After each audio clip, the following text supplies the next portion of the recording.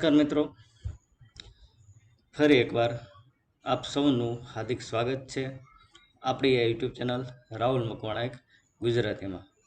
તો મિત્રો, હાલ એક્ઝામ આપણા માથા પર આવી ગઈ છે અને હું પણ જાણું છું કે તમે લોકો એક્ઝામની તૈયારીમાં જોડાઈ ગયા હશો. તો આવનાર પરીક્ષામાં તમે લોકો જ્વલંત સફળતા મેળવો અને ગવર્મેન્ટ જોબ મેળવો એવી આશા સાથે અને આપ સૌને વધુમાં વધુ ઉપયોગી થવાના એકમાત્ર હેતુ સાથે આજે હું આપ સમક્ષ હાજર થયો છું ગુજરાતી ભાષાનો ખૂબ જ અગત્યનો વિડીયો લેક્ચર કે પરીક્ષામાં ગુજરાતી ભાષામાંથી પૂછાતા મોસ્ટ ટાઈમ પ્રશ્નો. તો આ જે ગુજરાતી લેક્ચર છે આપણા ભાષાનો, તો એ ભાષાના લેક્ચરમાંથી પૂછાતા મોસ્ટ ટાઈમ પ્રશ્નો વિશે પણ આપણે ડિસ્કસ કરશું અને સાથોસાથ આવો ગુજરાતી ભાષાનો વિડીયો અન્ય કોઈ પણ યુટ્યુબ ચેનલ પર નહીં મળે તેની 100% ગેરંટી આપું છું. કારણ કે મિત્રો, આ વિડીયો લેક્ચર મેં તૈયાર કરેલો છે. આ વિડીયો લેક્ચર માટે ખૂબ જ મહેનત થયેલી છે. તો આ વિડીયો લેક્ચર તમને અન્ય કોઈ પણ યુટ્યુબ ચેનલમાં નહીં મળે એની હું તમને ખાતરી આપું છું. તો આજનો જે ભાષાનો વિડીયો લેક્ચર છે એ આપના માટે ખૂબ જ ઇમ્પોર્ટન્ટ થઈ રહેશે અને ખાસ કે વિડીયો સ્કીપ ના કરતા, કારણ કે આમાં એક માર્કના MCQ પણ આપણે ડિસ્કસ કરવાના છીએ. તો વધુ સમય ના લેતા શરૂ કરીએ આપણો આજનો વિડીયો લેક્ચર. તો ગુજરાતી ભાષાના વિડીયો લેક્ચર, તો આજના આપણા ગુજરાતી ભાષાના વિડીયો લેક્ચરમાં આપણે ગુજરાતી ભાષાનો મોસ્ટ આઈએમપી લેક્ચર કે જેમાંથી વારંવાર પરીક્ષામાં પૂછાય છે તેવા અગત્યના મુદ્દાઓ વિશે ચર્ચા કરીશું. તો શરૂ કરીએ છીએ આજનો ખૂબ જ અગત્યનો વિડીયો લેક્ચર. તો આપ તૈયાર છો ને કે જે લેક્ચર મોસ્ટ આઈએમપી છે ફોર એની કોમ્પિટિટિવનેસ ઇન એક્ઝામિનેશન. તો આ બધી એક્ઝામિનેશન માટે ખૂબ જ અગત્યનો ટોપિક છે. આ સાથે જણાવવાનું કે હજુ સુધી જો તમે મારી ચેનલને સબસ્ક્રાઇબ નથી કરેલી તો મારી બંને ચેનલ રાહુલ મકવાણા એક ગુજરાતી અને રાહુલ મકવાણા એક નર્સ, આ બંને ચેનલને આજે જ સબસ્ક્રાઇબ કરો.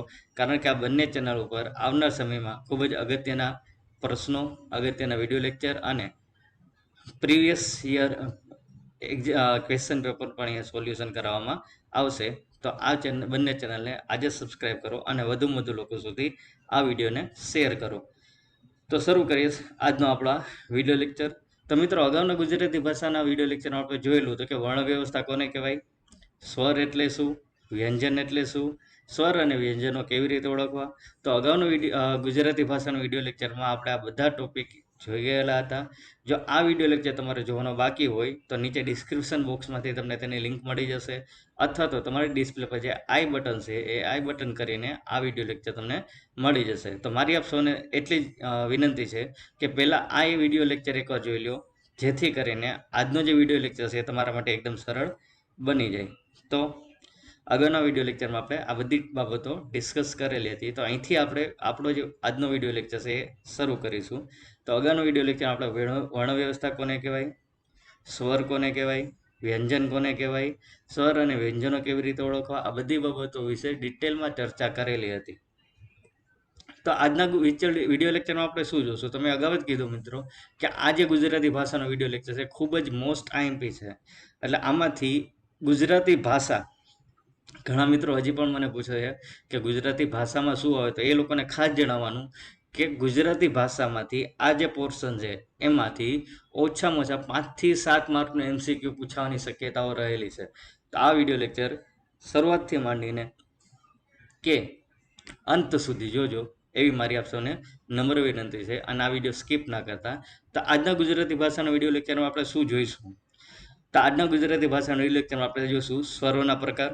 સ્વર એટલે શું એ આપણે આગળના વિડીયો લેક્ચરમાં જોયેલો છે, એટલે જ મેં કીધું કે પહેલાં તમે એ વિડીયો લેક્ચર જોજો અને ત્યારબાદ જ આ વિડીયો લેક્ચર જોજો, જેથી કરીને તમને એકદમ પાયો તમારો એકદમ મજબૂત બની જાય. તો સ્વરોના પ્રકાર વિશે આપણે જાણીશું.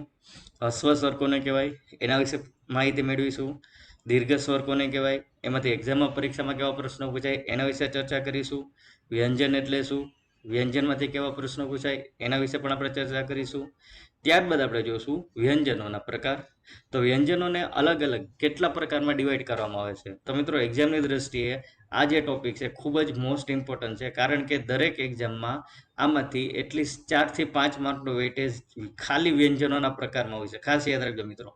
અને આપને જે ગુજરાતીનું પેપર હાર્ડ લાગે એનું કારણ એ જ છે કે કારણ કે આપણે આ પોઈન્ટ્સ એકેય વાર તૈયાર કરેલા નથી હોતા.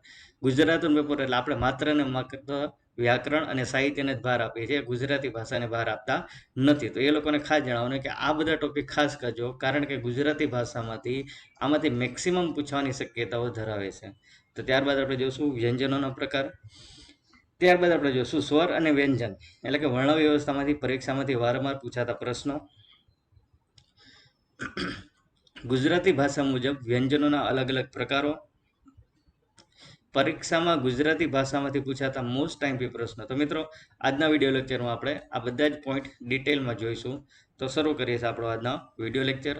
તો સૌપ્રથમ પહેલો પોઈન્ટ હતો સ્વર એટલે શું. તો મિત્રો અગાઉ જ આપણે ડિસ્કસ થયેલું છે સ્વર એટલે શું, છતાંય તમારી જાણ ખાતર અહીંયા આપણે જોઈ લઈએ કે જે વર્ણ કે અક્ષર બોલતી વખતે અક્ષરની ઉમેરણી ન કરવી પડે, એટલે કે જે વર્ણ કે અક્ષર બોલતી વખતે તમારે અન્ય કોઈ અક્ષર ઉમેરવો નથી પડતો, તો એને આપણે શું કહેશું? સ્વર. તો ક્લિયર મિત્રો, આ વસ્તુ મગજમાં એકદમ ક્લિયર કરી દેજો કે જે વર્ણ કે અક્ષરોનો ઉચ્ચારણ કરતી વખતે કે બોલતી વખતે અન્ય અક્ષર ઉમેરવાની જરૂર પડતી નથી. જો જરૂર નથી પડતી તો સ્વર, અને જરૂર પડે છે તો વ્યંજન. તો ક્લિયર મિત્રો આ વસ્તુ. જેને સ્વતંત્ર બોલી શકાય. તો મિત્રો અગાઉના વિડીયો લેક્ચરમાં આપણે બધી ડિસ્કસ કરેલું છે કે જેને સ્વતંત્ર બોલી શકાય. સ્વતંત્ર બોલી શકાય છે એટલે એનો ઉચ્ચારણ પણ કેવો હશે? નાનો અથવા તો ટૂંકો. તો આને શું કહેશું આપણે? સ્વર. તો ક્લિયર મિત્રો. તો સ્વર એટલે એકવાર ફરીવાર જોઈ લઈએ કે જે વર્ણ કે અક્ષર બોલતી વખતે અન્ય અક્ષર ઉમેરવા ન પડે તેને શું કહેવાય? સ્વર. જેને સ્વતંત્ર બોલી શકાય તેને શું કહેવાય? સ્વર. જેનો ઉચ્ચારણ નાનો કે ટૂંકો હોય એને શું કહેશું આપણે? સ્વર. તો આઈ હોપ કે સ્વર વિશેનો જે કોન્સેપ્ટ હતો એ તમારા મગજમાં ક્લિયર થઈ ગયો હશે. તો અહીંયા તમારી ડિસ્પ્લે પર અલગ અલગ ગુજરાતી ભાષાના સ્વરો લખેલા છે. તો ક્લિયર મિત્રો. તો આ હતું સ્વર. તો સ્વરોને ઓળખવા માટેની મેં તમને 3 હિન્ટ આપી કે એમાં અક્ષર બોલતી વખતે, વર્ણ કે અક્ષર બોલતી વખતે અન્ય અક્ષર ઉમેરવો ન પડે, અક્ષર ઉમેરતા નથી એટલે સ્વતંત્ર બોલી શકાય છે, અક્ષર નથી ઉમેરાતો એટલે એનો ઉચ્ચારણ કેવો છે? ટૂંકો અથવા નાનો. અહીંયા તમારી સામે ડિસ્પ્લે પર અલગ અલગ સ્વરો લખેલા છે. તો ક્લિયર મિત્રો સ્વરો. તો આગળ વધીએ સ્વરોના પ્રકાર. તો મિત્રો ગુજરાતી ભાષામાં સ્વરોને 2 પ્રકારમાં વિભાજિત કરવામાં આવે છે, જે મુજબ છે. તો ગુજરાતી ભાષામાં સ્વરો જે છે એના કુલ 2 પ્રકાર પાડવામાં આવેલા છે, જેમાં પહેલું છે હસ્વ સ્વર અને બીજું છે દીર્ઘ સ્વર. તો મિત્રો આ ખાસ યાદ રાખજો કે સ્વરોને કુલ કેટલા ભાગમાં વિભાજિત કરવામાં આવે છે. તો સ્વરોને કુલ 2 ભાગમાં વિભાજિત કરવામાં આવે છે. એમાં પહેલું છે હસ્વ સ્વર અને બીજું છે દીર્ઘ સ્વર. તો ક્લિયર મિત્રો, આ બંને વસ્તુ યાદ રહી ગઈ. તો આગળ વધીએ. તો હસ્વ સ્વર જે છે, તો ગુજરાતી ભાષામાં કુલ 4 હસ્વ સ્વરો રહેલા છે. તો મિત્રો આ ખાસ યાદ રાખજો, હાઇલાઇટ કરેલો પોઈન્ટ ખાસ યાદ રાખજો, કારણ કે આ પ્રશ્ન વારંવાર એક્ઝામમાં પૂછાય છે કે ગુજરાતી ભાષામાં હસ્વ સ્વરો કુલ કેટલા છે. નીચે તમને ઓપ્શન આપેલા હશે, તો આપણો જવાબ શું આવવો જોઈએ? ગુજરાતી ભાષામાં હસ્વ સ્વરોની કુલ સંખ્યા કેટલી થશે? 4. તો આ પ્રશ્ન ખાસ યાદ રાખજો. તમારે નોટ ડાઉન કરવું હોય તો નોટ ડાઉન કરી લો. હસ્વ સ્વર એટલે 4.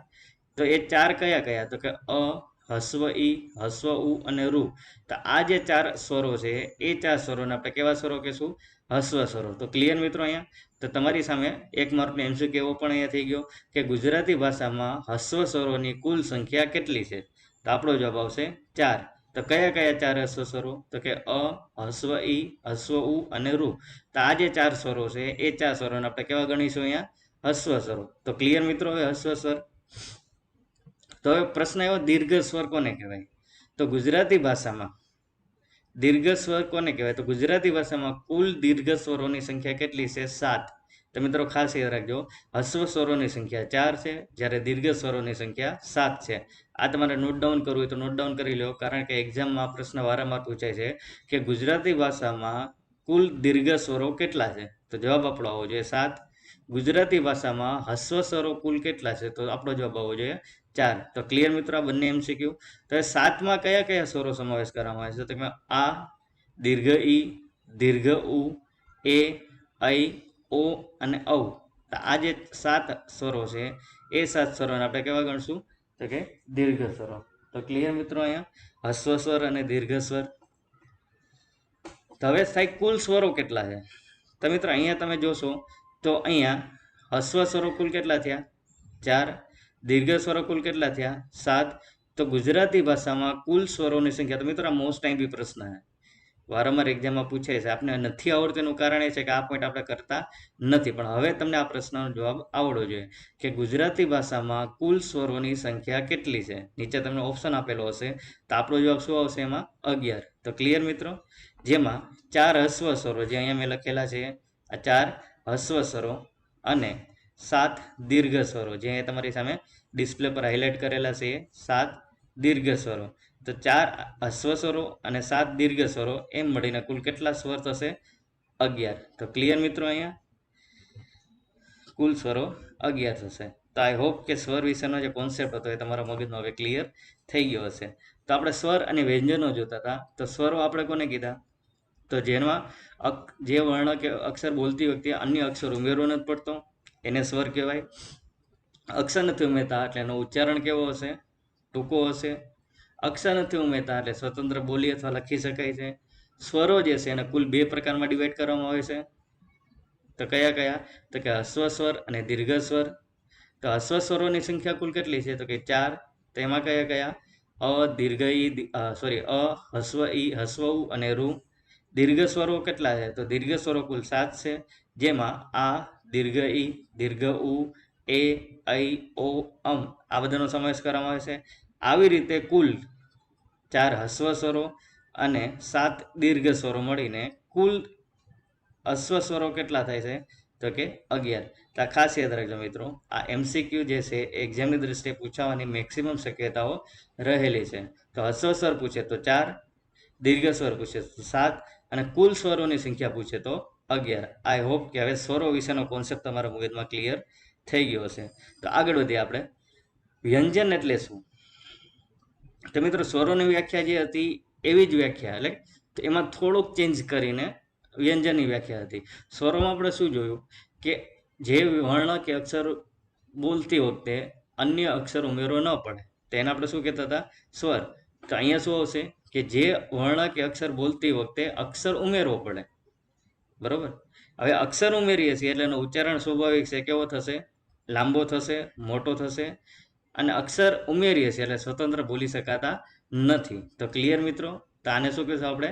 વ્યંજન. તો વ્યંજનમાં આપણે કેટલી બાબતો યાદ રાખીશું? 3 બાબતો. કે જે વર્ણ કે અક્ષર બોલતી વખતે અન્ય અક્ષર ઉમેરવો પડે તો એને આપણે શું કીધું? વ્યંજન. અક્ષર ઉમેરીએ છીએ એટલે સ્વતંત્ર બોલી નથી શકાતો. અક્ષર ઉમેરીએ છીએ એટલે એનો ઉચ્ચારણ કેવો થાય છે? મોટો અથવા લાંબો. તો આઈ હોપ કે વ્યંજનની પણ વ્યાખ્યા તમારા મગજમાં ક્લિયર થઈ ગઈ હશે.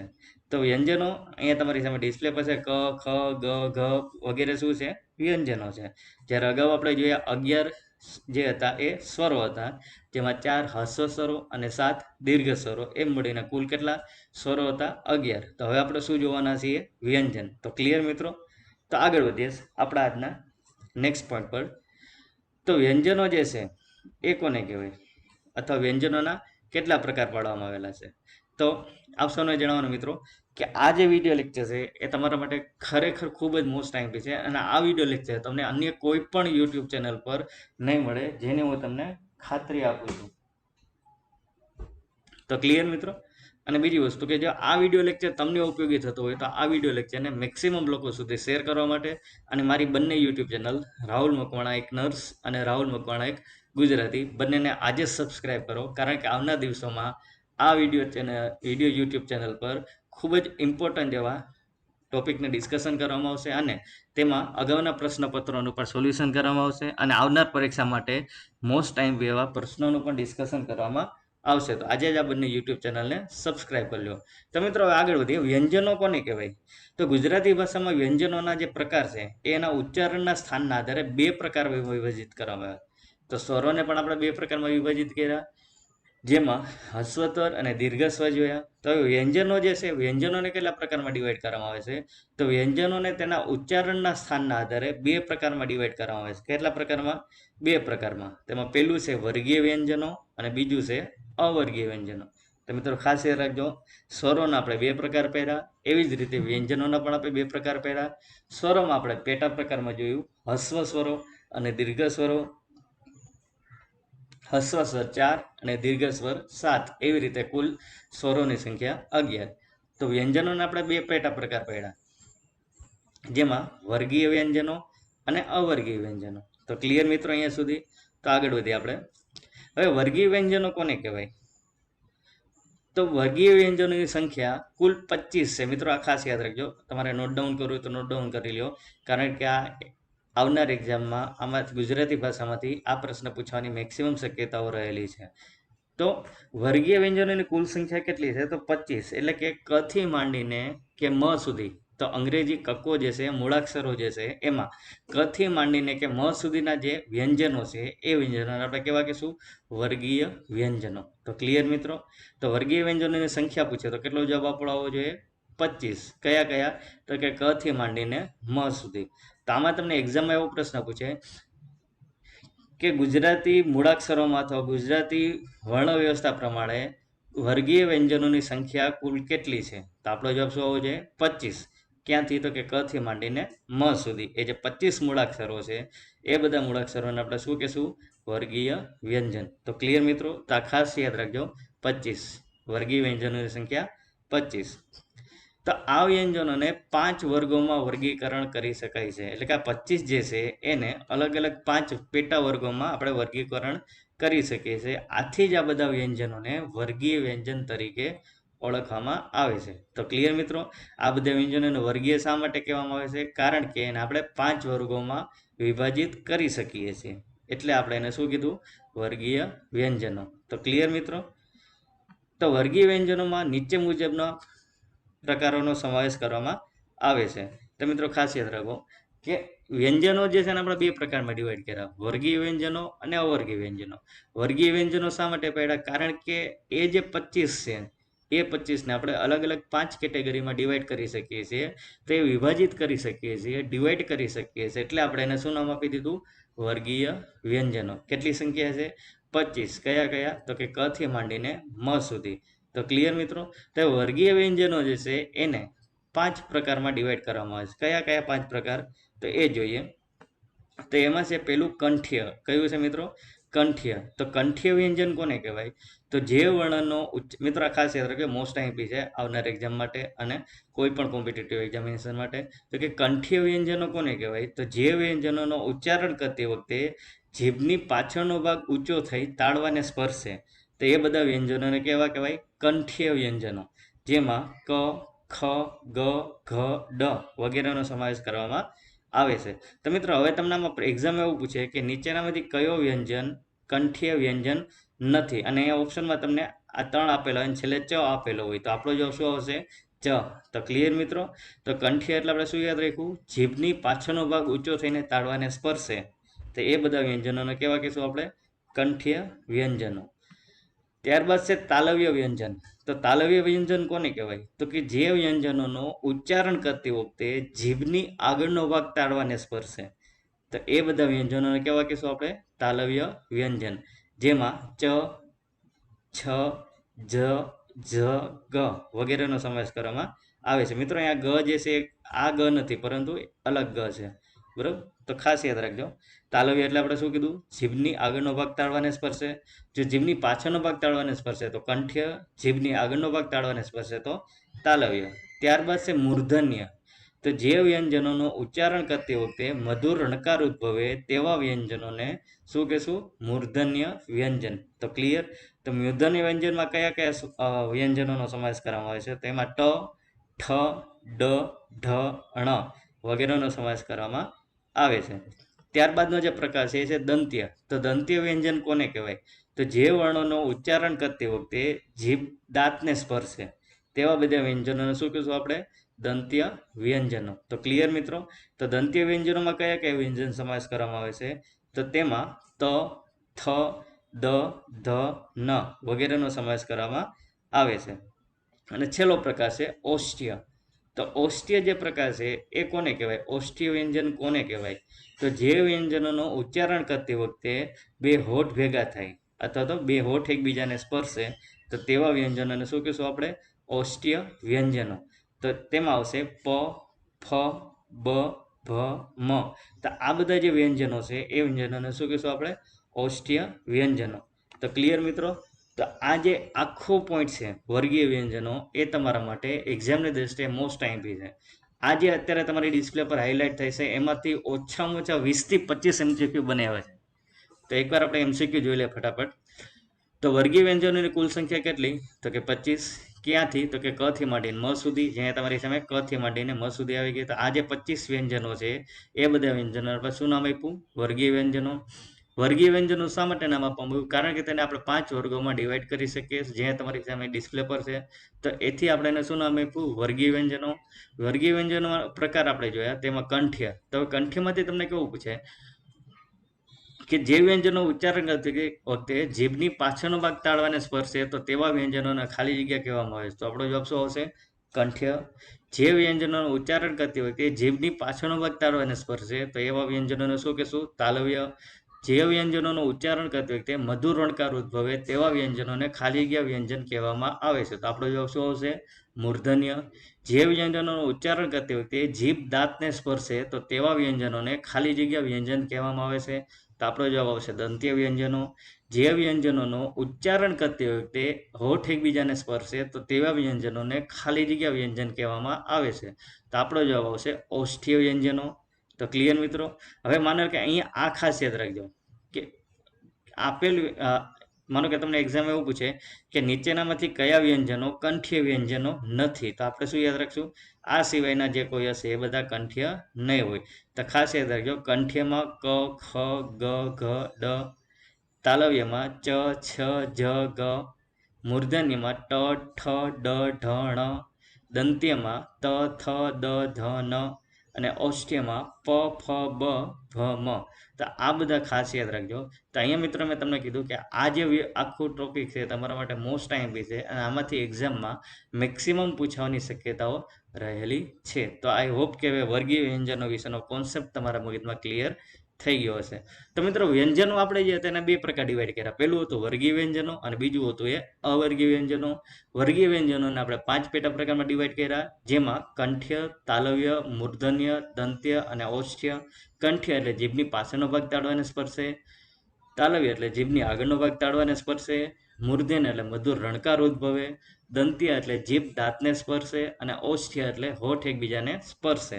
તો ક્લિયર? તો હવે આપણે જોશું અવર્ગીય વ્યંજનો. તો અવર્ગીય વ્યંજનો કોને કહેવાય? તો આ વ્યંજનોનો ઉચ્ચારણ કરતી વખતે અથવા તો આ વ્યંજનો જીભને બરાબર સ્પર્શતા ન હોવાથી અથવા તો આછો સ્પર્શ કરતા હોવાથી આ વ્યંજનોને અવર્ગીય વ્યંજનો તરીકે ઓળખવામાં આવે છે. તો વર્ગીય વ્યંજનોની સંખ્યા કુલ કેટલી હતી મિત્રો? 25. અને અવર્ગીય વ્યંજનો જે છે એની કુલ સંખ્યા છે 9. તો આ ખાસ યાદ રાખજો મિત્રો, તમારે નોટ ડાઉન કરવું હોય તો નોટ ડાઉન કરી લો. વર્ગીય વ્યંજનો કુલ 25, અવર્ગીય વ્યંજનો કુલ 9. તો અવર્ગીય વ્યંજનોમાં કયા કયા વ્યંજનોનો સમાવેશ કરવામાં આવે છે? તો અવર્ગીય વ્યંજનોનો પ્રકાર, તો તેમાં છે તાલવ્ય, એટલે કે તાલવ્ય એટલે આપણે અગાઉ જોઈ લીધું કે જીભની પાછળનો ભાગ તાળવાને સ્પર્શતો એને આપણે શું નામ કીધું હતું? તાલવ્ય. પરંતુ અહીંયા જે તાળવું જે છે એ એક્ઝેક્ટ નહીં સ્પર્શતો હશે તો આછું સ્પર્શતું હશે, એટલે આપણે એને શું નામ આપ્યું? અવર્ગીય વ્યંજનો. તો તાલવ્યમાં આવશે ય અને સ. મૂર્ધન્યમાં આવશે ર, સ, ળ. દંત્યમાં આવશે લ અને સ. અને દંત્યોષ્ઠ્ય એટલે કે દાંત અને જીભ દાંતને સ્પર્શશે અને હોઠ પણ એકબીજાને સ્પર્શશે, તો એ વ્યંજન છે વ.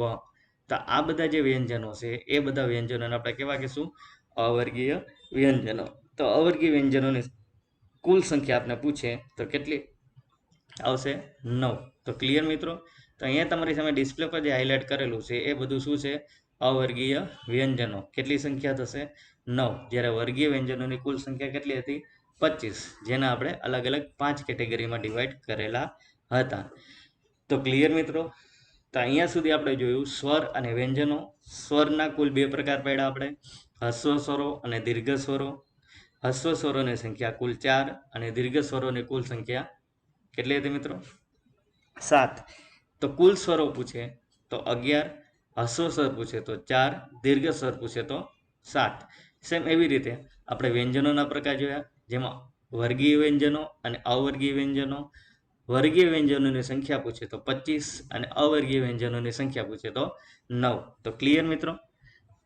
અને છેલ્લું છે કંઠ્ય, બરાબર? તો આ બધા જે થઈને કેટલા થશે? 9.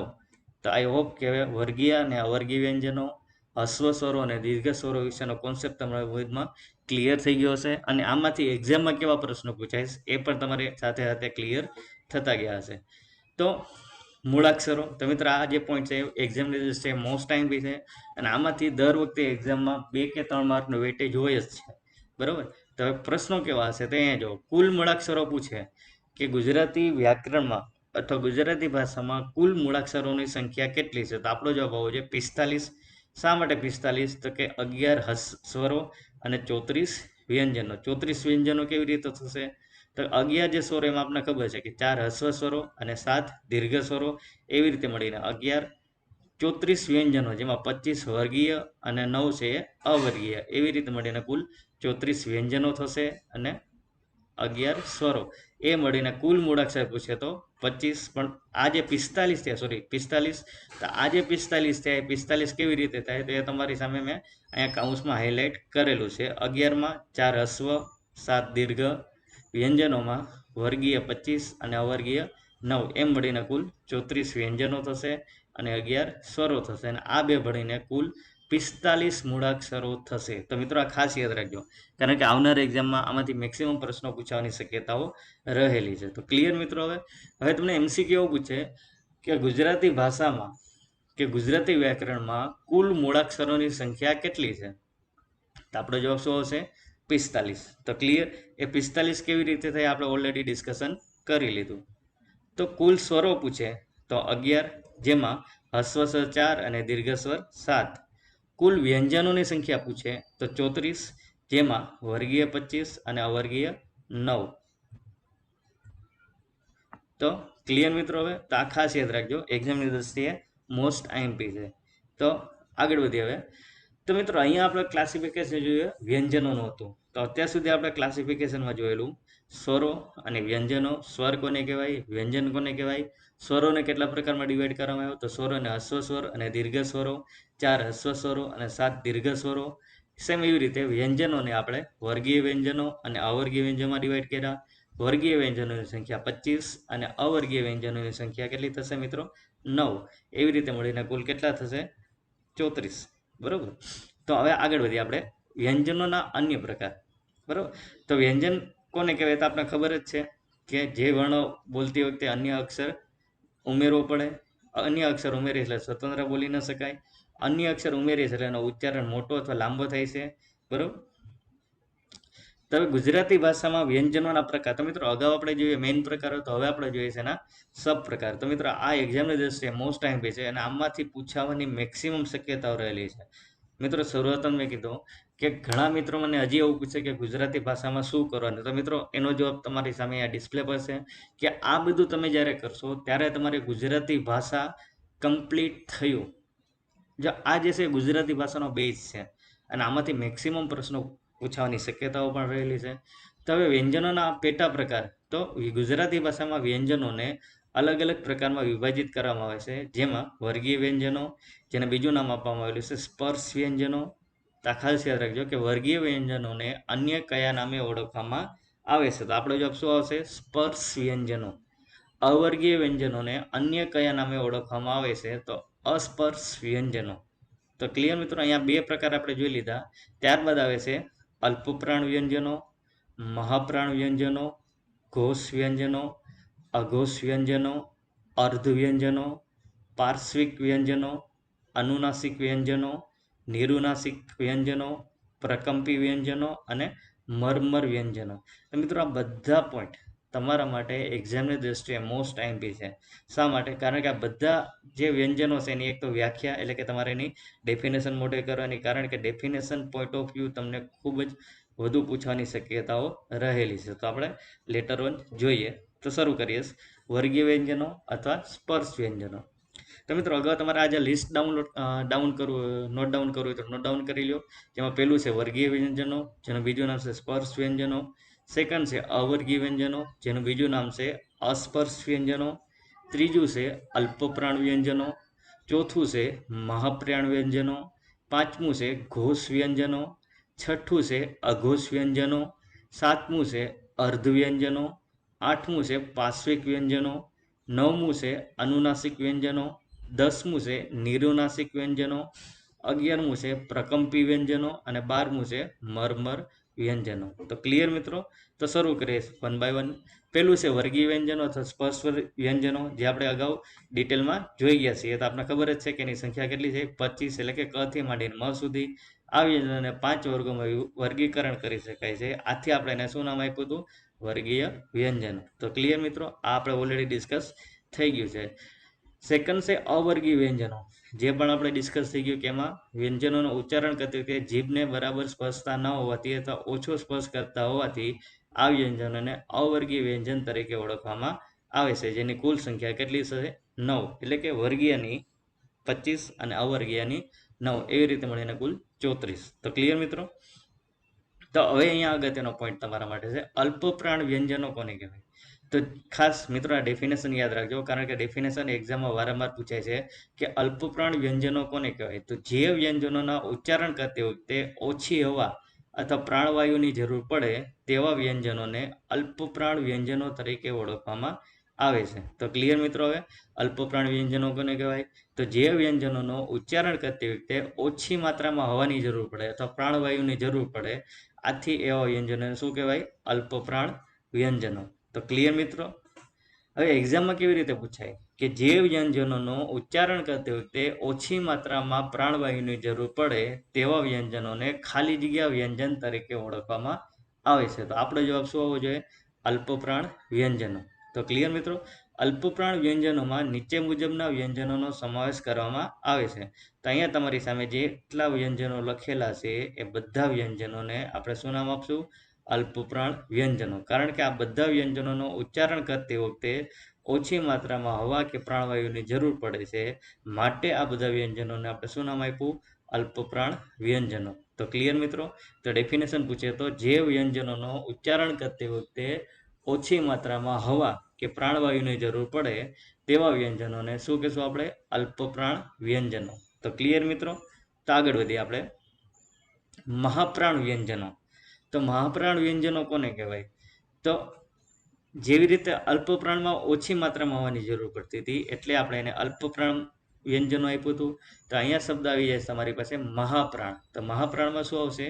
જે વ્યંજનોનો ઉચ્ચારણ કરતી વખતે વધુ હવા કે પ્રાણવાયુની જરૂર પડે તેવા વ્યંજનોને મહાપ્રાણ વ્યંજન તરીકે ઓળખવામાં આવે છે. તો ક્લિયર મિત્રો? હવે એક્ઝામમાં તમને કેવી રીતે પૂછાય કે જે વ્યંજનોનો ઉચ્ચારણ કરતી વખતે વધુ માત્રામાં હવા કે પ્રાણવાયુની જરૂર પડે તેવા વ્યંજનોને ખાલી જગ્યા વ્યંજન તરીકે ઓળખવામાં આવે છે. તો આપણો જવાબ શું આવવો જોઈએ? મહાપ્રાણ વ્યંજનો. તો ક્લિયર મિત્રો? તો મહાપ્રાણ વ્યંજનોમાં નીચે મુજબના વ્યંજનોનો સમાવેશ કરવામાં આવે છે. તો અહીંયા તમારી સામે ડિસ્પ્લે પર લખેલું છે ક, છ, ડ, થ, ફ, ધ, જ, ઢ, ધ, ભ, સ, સ, વ, હ વગેરે જે છે એ બધું શું છે? મહાપ્રાણ વ્યંજનો. તો ક્લિયર મિત્રો? અહીંયા તમારી સામે અલ્પપ્રાણ વ્યંજનો અને મહાપ્રાણ વ્યંજનો. અલ્પપ્રાણ વ્યંજનો એટલે જે વ્યંજનોના ઉચ્ચારણમાં ઓછી માત્રામાં હવાની જરૂર પડે તો તેવા વ્યંજનોને અલ્પપ્રાણ વ્યંજનો. જે વ્યંજનોના ઉચ્ચારણ કરતી વખતે વધુ માત્રામાં હવા અથવા તો પ્રાણવાયુની જરૂર પડે તો તેને આપણે શું કહેશું? મહાપ્રાણ વ્યંજનો. તો ક્લિયર મિત્રો? આઈ હોપ કે અલ્પપ્રાણ વ્યંજનો અને મહાપ્રાણ વ્યંજનોનો કોન્સેપ્ટ હવે તમારા મગજમાં ક્લિયર થઈ ગયો હશે. તો આગળ વધીએ આપણે ઘોષ વ્યંજનો. તો ઘોષ વ્યંજન કોને કહેવાય?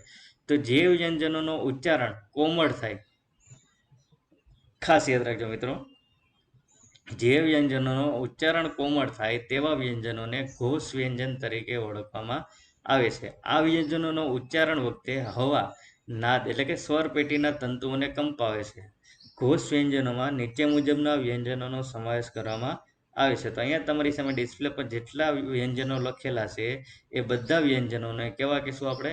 ઘોષ વ્યંજનો. શા માટે? કારણ કે આ બધા વ્યંજનોનો ઉચ્ચારણ કરતી વખતે કોમળ ઉચ્ચારણ થાય છે, એટલે આપણે એને શું નામ આપ્યું? ઘોષ વ્યંજનો. તો ક્લિયર મિત્રો? હવે એક્ઝામમાં તમને કેવી રીતે પૂછશે કે જે વ્યંજનોનો ઉચ્ચારણ કોમળ થાય તેવા વ્યંજનોને ખાલી જગ્યા વ્યંજન તરીકે ઓળખવામાં આવે છે. તો આપણો જવાબ શું આવશે? ઘોષ વ્યંજનો. તો એટલે આપણે અહીંયા શું યાદ રાખશું? કોમળ. તો ક્લિયર મિત્રો? અથવા તો અહીંયા બીજો શબ્દ હોય મૃદુ. શું હશે? મૃદુ. તો ખાસ યાદ રાખજો, જે વ્યંજનોનો ઉચ્ચારણ કોમળ અથવા તો મૃદુ હોય તેવા વ્યંજનોને શું કહેવાય?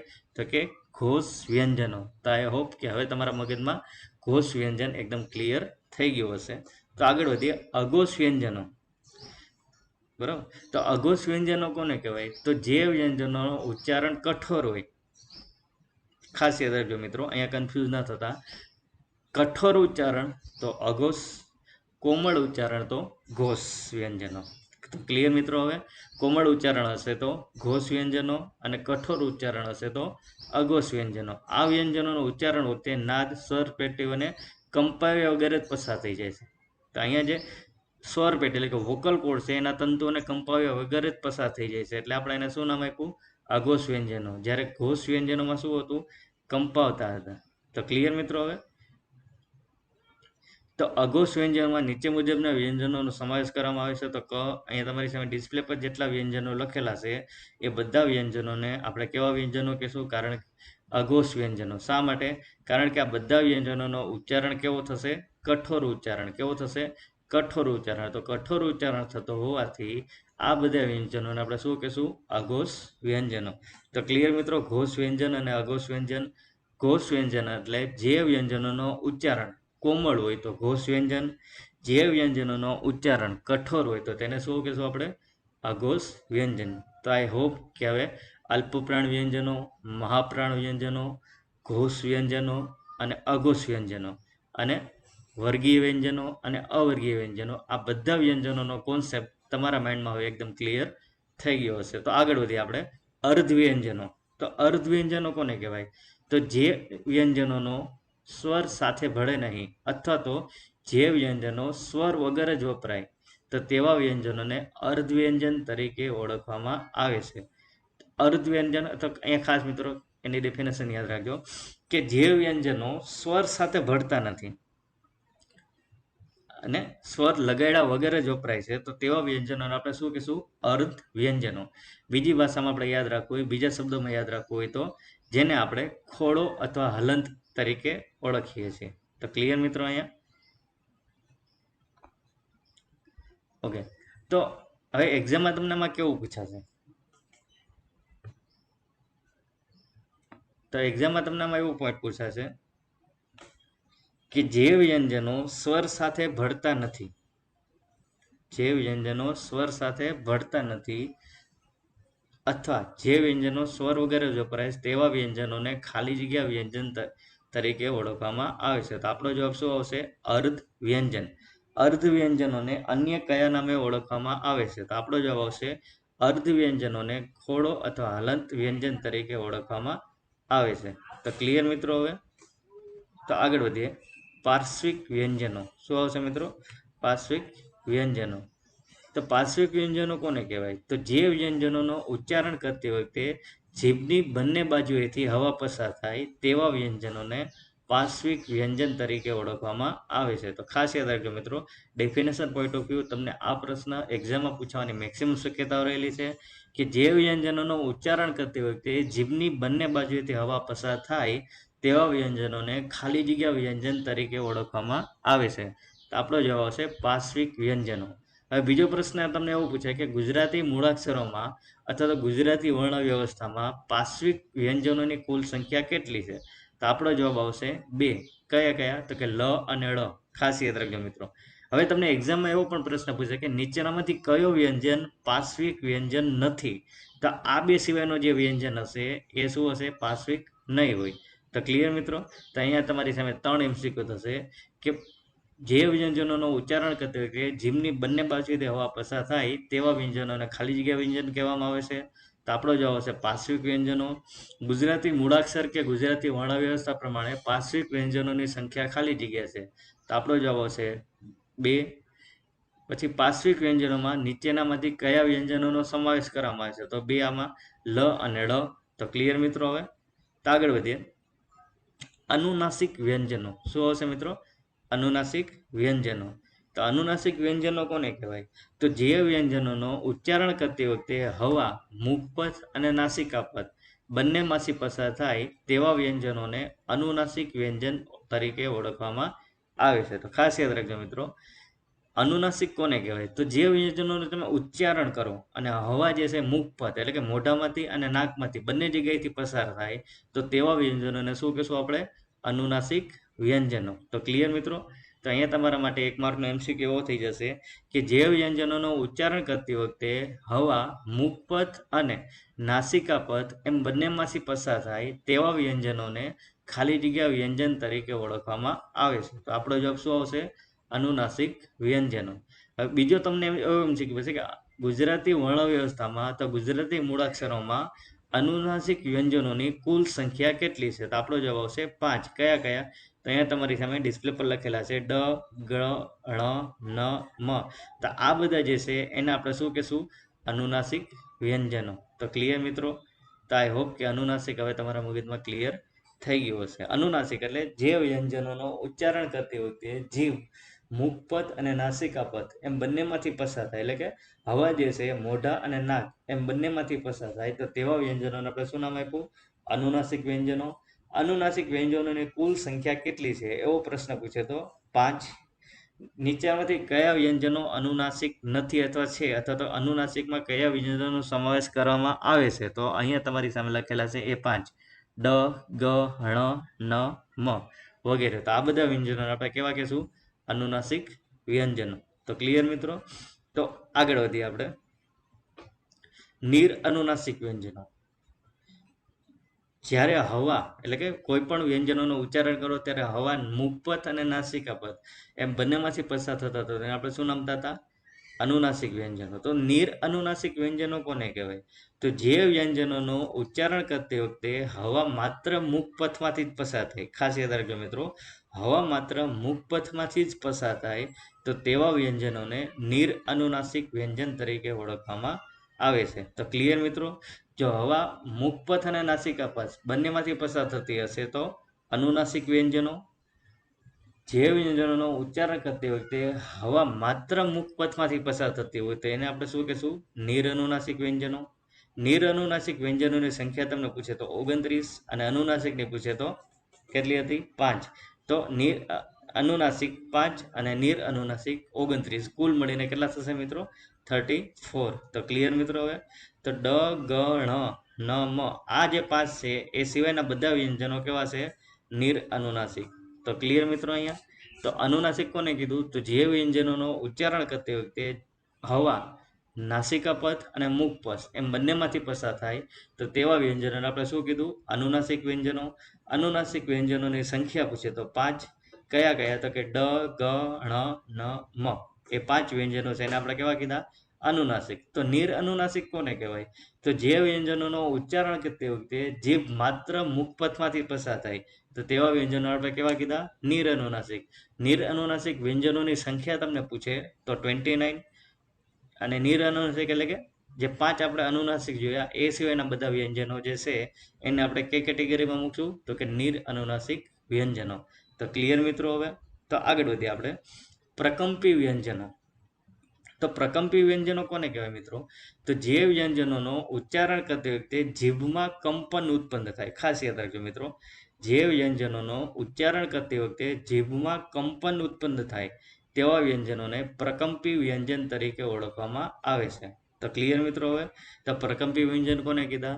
તો જે વ્યંજનોનો ઉચ્ચારણ કરતી વખતે જીભમાં કંપન ઉત્પન્ન થાય તેવા વ્યંજનોને પ્રકંપી વ્યંજન તરીકે ઓળખવામાં આવે છે. પ્રકંપી વ્યંજનોની કુલ સંખ્યા પૂછે તો 1. બરોબર? કયો વ્યંજન છે? તો કે ર. તો ક્લિયર મિત્રો?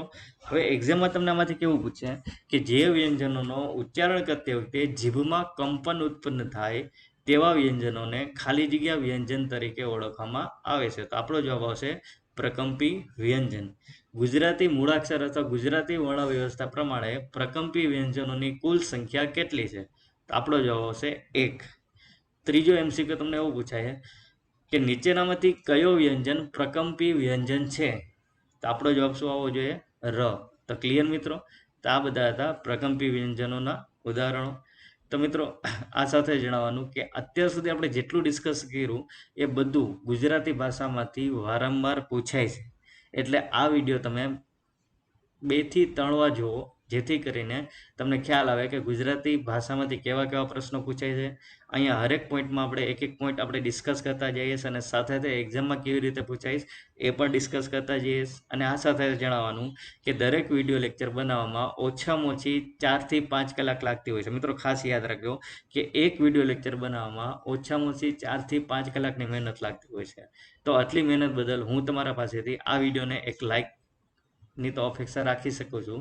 અને આ સાથે સાથે મારી બંને યુટ્યુબ ચેનલ રાહુલ મકવાણા એક નર્સ અને રાહુલ મકવાણા એક ગુજરાતી આ બંનેને આજે સબસ્ક્રાઈબ કરો અને આપના ફ્રેન્ડ સર્કલમાં આ વિડીયોને મેક્સિમમ શેર કરો, જેથી કરીને એ લોકો પણ આ વિડીયોનો લાભ લઈ શકે. અને જો તમે આ ચેનલ પર નવા છો તો આ ચેનલને આજે સબસ્ક્રાઈબ કરો અને સાથે સાથે નોટિફિકેશન માટેનું બેલ આઇકોન પ્રેસ કરી દો, જેથી કરીને તમને મારા દ્વારા અપલોડ કરવામાં આવતા લેટેસ્ટ વિડીયોની નોટિફિકેશન સરળતાથી મળી રહે. તો ક્લિયર મિત્રો? તો પ્રકંપી વ્યંજનો અને ત્યારબાદ આપણે છે મરમર વ્યંજનો. શું છે મિત્રો? મરમર વ્યંજનો. તો મરમર વ્યંજન કોને કહેવાય?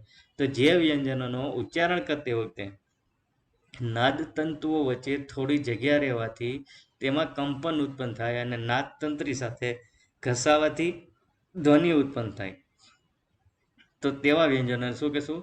મરમર વ્યંજન. તો મરમર વ્યંજનોની સંખ્યા પૂછે તો 1 અને કયો છે વ્યંજન? હ. તો ક્લિયર મિત્રો? હવે એક્ઝામમાં તમને કેવી રીતે પૂછાય કે જે વ્યંજનોનો ઉચ્ચારણ કરતો તે નાદતંત્રી વચ્ચે થોડી જગ્યા રહેવાથી તેમાં કંપન ઉત્પન્ન થાય તેવા વ્યંજનોને ખાલી જગ્યા વ્યંજન કહેવાય. તો આપણો જવાબ આવશે મરમર વ્યંજનો.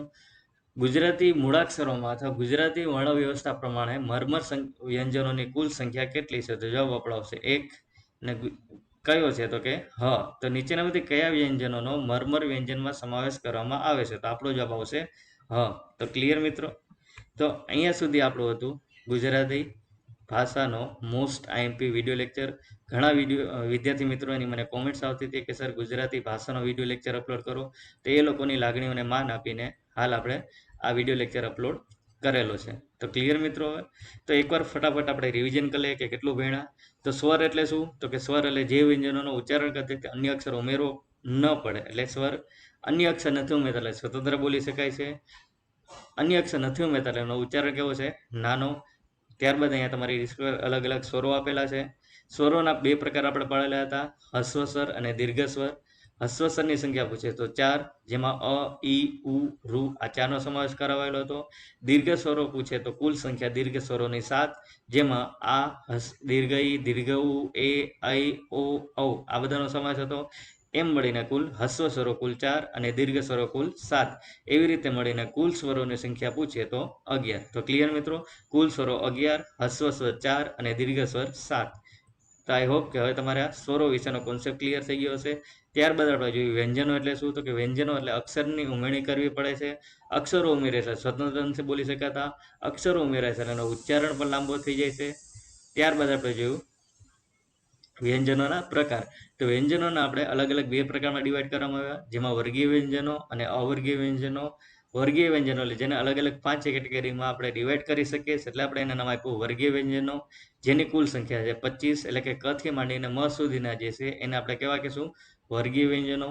વર્ગીય વ્યંજનોની સંખ્યા પૂછે તો 25, ક થી માંડીને મ સુધીના. ત્યારબાદ વર્ગીય વ્યંજનોને અલગ અલગ પેટા પ્રકારમાં ડિવાઈડ કરવામાં આવ્યા. તો આ ખાસ યાદ રાખજો મિત્રો, મોસ્ટ આઈએમપી છે. કંઠ્ય કોને કહેવાય? તો જીભની પાછળનો ભાગ તાળવાને સ્પર્શે તો કંઠ્ય. તાલવ્ય તો કે જીભની આગળનો ભાગ તાળવાને સ્પર્શે. મૂર્ધન્ય એટલે મધુર રણકાર ઉદ્ભવે. દંત્ય એટલે ઉચ્ચારણ કરતી વખતે જીભ દાંતને સ્પર્શે. ઓષ્ઠ્ય એટલે ઉચ્ચારણ કરતી વખતે 2 હોઠ એકબીજાને સ્પર્શે. તો આ બધાને શું કીધું આપણે? ઓષ્ઠ્ય. આ ખાસ યાદ રાખજો. આ બધા જે વ્યંજનો છે એ યાદ રાખજો, કારણ કે નીચેનો તમે એવો પણ પૂછશે કે નીચેનામાંથી કયો વ્યંજન ઓષ્ઠ્ય વ્યંજન નથી. તો અહીંયા આ જે 4 લખેલા છે એની બાજુમાં તમને ક લખીને આપી દઈ. તો આપને ખબર હોય છે કે ક જે છે ઓષ્ઠ્ય નથી, પણ ક જે છે કેવો છે? કંઠ્ય. તો આ પણ યાદ રાખજો, કારણ કે એક્ઝામમાં આવી રીતના પણ પ્રશ્નો પૂછાઈ શકે છે. તો ક્લિયર મિત્રો? ત્યારબાદ આપણે જોયું અવર્ગીય વ્યંજનો. તો અવર્ગીય વ્યંજનોની કુલ સંખ્યા કેટલી હતી? 9. તો ક્લિયર મિત્રો? વ્યંજનોના પ્રકાર. તો આ જે 9 વ્યંજનો છે એ બધા વ્યંજનોને આપણે કેવા કહીશું? અવર્ગીય વ્યંજનો. તો ક્લિયર મિત્રો? હવે આ જે છે most IMP exam point of view. કુલ મૂળાક્ષરો પૂછે તો 45, જેમાં 11 સ્વરો અને 34 વ્યંજનો. 11 સ્વરોમાં 4 હસ્વ સ્વર અને 7 દીર્ઘ સ્વર. કુલ વ્યંજનો પૂછે તો 34, જેમાં વર્ગીય 25 અને અવર્ગીય 9. ત્યારબાદ વ્યંજનોના અલગ અલગ પ્રકાર જોયા, જેમાં વર્ગીય વ્યંજનો આપણે ડિસ્કસ થઈ લીધું, વર્ગીય વ્યંજનો કુલ 25, અવર્ગીય કુલ 9, એવી રીતે મળીને 34. ત્યારબાદ આપણે જોયું અલ્પપ્રાણ, તો કે જે વ્યંજનોનો ઉચ્ચારણ કરતી વખતે ઓછી માત્રામાં હવાની જરૂર પડે તેવા વ્યંજનોને શું કીધું આપણે? અલ્પપ્રાણ. જે વ્યંજનોનો ઉચ્ચારણ કરતી વખતે વધુ માત્રામાં હવાની જરૂર પડે તો તેને આપણે શું કીધું? મહાપ્રાણ વ્યંજનો. ત્યારબાદ આપણે જોયું ઘોષ વ્યંજનો, તો જે વ્યંજનોનો ઉચ્ચારણ કરતી વખતે કોમળ ઉચ્ચારણ થાય તો તેને આપણે શું કીધું? ઘોષ વ્યંજનો. અને કઠોર ઉચ્ચારણ થતો હોય તો અઘોષ વ્યંજનો. અર્ધ વ્યંજનો કોને કીધા? તો કે સ્વર સાથે ભળે નહીં અથવા તો એ વ્યંજનો સ્વર વગેરે જ વપરાય તો તેવા વ્યંજનો આપણે શું કીધું? અર્ધ વ્યંજનો. અર્ધ વ્યંજનો બીજા કયા નામે ઓળખવામાં આવે છે? તો કે ખોડો અને હલંત. પાર્શ્વિક વ્યંજનો કોને કીધા? તો જે વ્યંજનોનો ઉચ્ચારણ કરતી વખતે જીભની બંને બાજુએથી હવા પસાર થાય તો તેવા વ્યંજનોને આપણે કેવા વ્યંજનો કીધા? પાર્શ્વિક વ્યંજનો. પાર્શ્વિક વ્યંજનોની કુલ સંખ્યા પૂછે તો 2. કયા કયા? તો કે લ અને ળ. નીચેનામાં તમને એવો પણ પ્રશ્ન પૂછે કે નીચેનામાંથી કયો વ્યંજન પાર્શ્વિક વ્યંજન નથી? તો આ લ અને ળ સિવાયનો જે ઓપ્શન હશે એ આપણો સાચો જવાબ હશે. અથવા તો આ પ્રશ્ન તમને એવી રીતે પણ પૂછી શકે કે નીચેનામાંથી કયા વ્યંજનોનો પાર્શ્વિક વ્યંજનમાં સમાવેશ કરવામાં આવે છે? તો જવાબ શું આવશે આપણો? લ અને ળ. કુલ સંખ્યા પૂછે તો 2. ત્યારબાદ આપણે જોયું અનુનાસિક વ્યંજનો, તો અનુનાસિક કોને કીધું? તો કે જે વ્યંજનોનું ઉચ્ચારણ કરતી વખતે હવા મુખપથ અને નાસિકા પથ એટલે કે મોઢામાંથી અને નાકમાંથી બંને જગ્યાએથી હવા પસાર થાય તો એને આપણે શું કીધું? અનુનાસિક વ્યંજનો. અનુનાસિક વ્યંજનોની કુલ સંખ્યા પૂછે તો 5. કયા કયા છે અનુનાસિક? તો કે ડ, ગ, ણ, ન, મ. આ જે 5 વ્યંજનો છે એ બધા કેવા થશે? અનુનાસિક. અને એ સિવાયના બધા કેવા થશે? નિરોનાસિક. બરાબર. તો નિર અનુનાસિક કોને કહેવાય? તો જે વ્યંજનોનો ઉચ્ચારણ કરતી વખતે હવા માત્ર મુખપથમાંથી પસાર થાય તો એને આપણે શું કીધું? નિરનુનાસિક. મુખપથ અને નાસિકા પથમાંથી પસાર થતા હોય તો અનુનાસિક. ખાલી મુખપથમાંથી પસાર થતા હોય તો નિરનુનાસિક. અનુનાસિકની સંખ્યા કેટલી હતી? 5. નિર અનુનાસિક વ્યંજનોની સંખ્યા કુલ કેટલી છે? 29. તો 29 નિર અનુનાસિક અને 5 અનુનાસિક એવી રીતે મળીને કુલ કેટલી સંખ્યા થશે? 34. બરોબર. તો આ જે 5 નિર અનુનાસિક હતા એ સિવાયના બધા કેટલા થશે? નિર અનુનાસિક વ્યંજનો. ક્લિયર? તો આઈ હોપ કે હવે અનુનાસિક અને નિર અનુનાસિક તમારા મગજમાં ક્લિયર થઈ ગયો હશે. ત્યારબાદ આપણે પ્રકંપી વ્યંજનો, તો જે વ્યંજનોનો ઉચ્ચારણ કરતી વખતે જીભમાં કંપન ઉત્પન્ન થાય તેવા વ્યંજનોને પ્રકંપી વ્યંજન તરીકે ઓળખવામાં આવે છે. ગુજરાતી ભાષા કે ગુજરાતી મૂળાક્ષરોમાં કે ગુજરાતી વર્ણ વ્યવસ્થા પ્રમાણે પ્રકંપી વ્યંજનોની સંખ્યા કેટલી છે? તો આપણો જવાબ આવશે 1. નીચેનામાંથી કયો વ્યંજન પ્રકંપી વ્યંજન છે? તો આપણો જવાબ આવશે ર. ત્યારબાદ મરમર વ્યંજનો જોયા, તો જે વ્યંજનોનો ઉચ્ચારણ કરતી વખતે નાદ તંતુ વચ્ચે થોડી જગ્યા રહેવાથી તેમાં કંપન ઉત્પન્ન થાય તો તેને શું કહેશું આપણે? મરમર વ્યંજનો. ગુજરાતી ભાષા કે ગુજરાતી વર્ણ વ્યવસ્થા કે ગુજરાતી મૂળાક્ષરોમાં મરમર વ્યંજનોની કુલ સંખ્યા કેટલી છે? તો જવાબ આવશે આપણો 1. નીચેનામાંથી કયો વ્યંજન મરમર વ્યંજન છે? તો આપણો જવાબ આવશે હ. તો ક્લિયર મિત્રો? તો આ બધું હતું આપણું વર્ણ વ્યવસ્થા. તો આ વિડીયો લેક્ચર આ ખાસ તૈયાર કરજો, કારણ કે આવનાર પરીક્ષામાં અથવા તો ગુજરાતી ભાષામાંથી આ વિડીયો લેક્ચરમાં વધુમાં વધુ પૂછાવાની શક્યતાઓ રહેલી છે. આ વિડીયો લેક્ચર એટલો ડિટેલમાં બનાવવા પાછળનો મારો હેતુ એ જ હતો કે તમને ખ્યાલ આવે કે ગુજરાતી ભાષામાં કેવા કેવા અને ક્યાંથી ક્યાંથી પ્રશ્નો પૂછાઈ શકે છે. તો અહીંયા આપણે જેટલા બી એમસીક્યુ ડિસ્કશન કર્યા એ બધા એમસીક્યુ એક્ઝામની દ્રષ્ટિએ મોસ્ટ ટાઈમપી છે, જે અગાઉની પરીક્ષામાં પણ પૂછાયેલા હતા અને આવનાર પરીક્ષામાં પણ પૂછાવાની મેક્સિમમ શક્યતાઓ ધરાવે છે. તો આ વિડીયો લેક્ચર ખાસ તૈયાર કરજો. તો ત્યાં સુધી આપ સૌને best of luck and best reading from Rahul Makwana Gujarati and Rahul Makwana નસ. જો તમે આ ચેનલ પર નવા હો તો આ બંને ચેનલને આજે સબસ્ક્રાઇબ કરીને નોટિફિકેશન માટેનું બેલ આઇકોન દબાવી દો, જેથી કરીને મારા દ્વારા જ્યારે પણ વિડીયો અપલોડ કરવામાં આવે તો તેની તમને સરળતાથી નોટિફિકેશન મળી રહે. તો ત્યાં સુધી આપ સૌને best of luck and best reading. મળીએ છીએ એક આવા જ ઉપયોગી વિડીયો સાથે. ત્યાં સુધી ટેક કેર એન્ડ બેસ્ટ.